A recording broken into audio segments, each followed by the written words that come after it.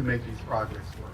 And usually that champion has to be somewhere with political backing and enough weight to get things moving and to really take an interest in visioning what could be for our community. With that in mind, I can't think of a better champion that we've had in North Richmond than John Joya.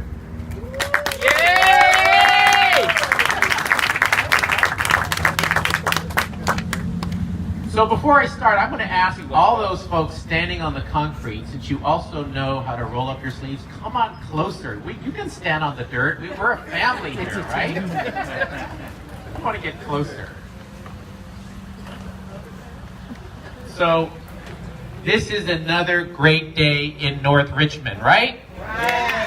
And I want to start by just acknowledging the hard work, the amazing partnerships that happened over not just the last 10 years, but really the last 20 years.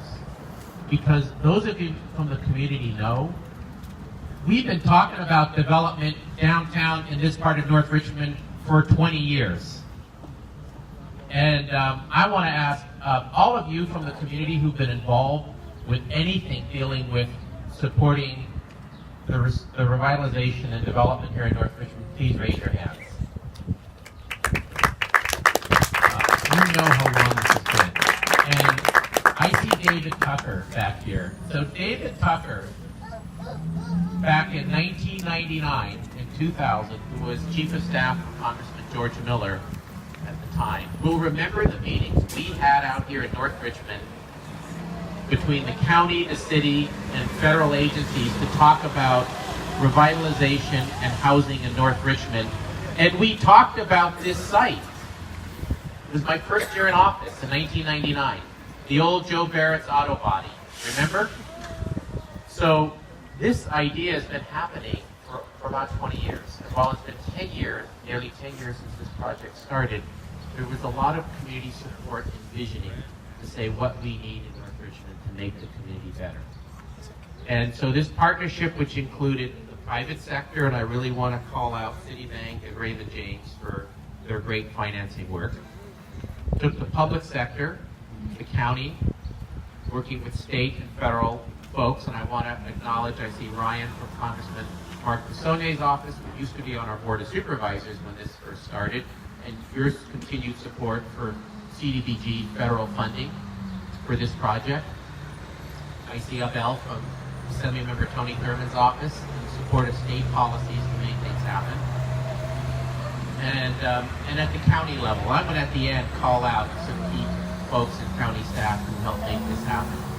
I am proud that at least $8 million of this project, which is about $27 million, came from public funding. And that's what it is going to take to make affordable housing projects successful and happen. The problem is it takes way too long.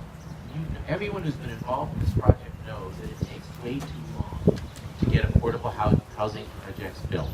And if we want to solve the Bay Area's housing crisis and improve communities like North Richmond, we are going to have to figure a way out so that projects don't take this long. Don, you know, you've been involved in so many projects.